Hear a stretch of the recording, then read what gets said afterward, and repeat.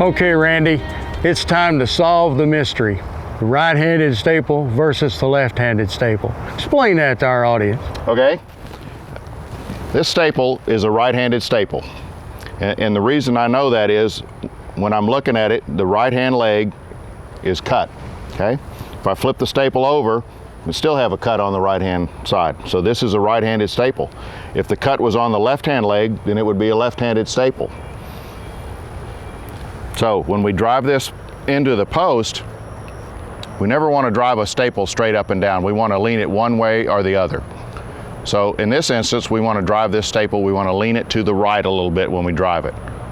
What that does is it forces the legs to open as it's going into the post, thus gives it better holding power.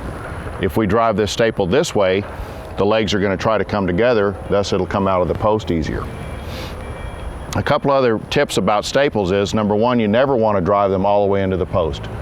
It's just the wire needs to be able to move when it gets an impact down the fence, so you never want to drive that staple all the way in. I know a lot of folks want to drive that staple till they can't see it anymore.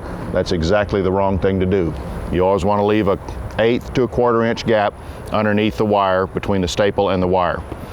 The other thing is you do not want to drive staples straight in a row down the post. You want to stagger them. You want one over here, and so forth down the post. If you put them all in a straight line down the post, all you do is you set up a stress in that post and it'll crack.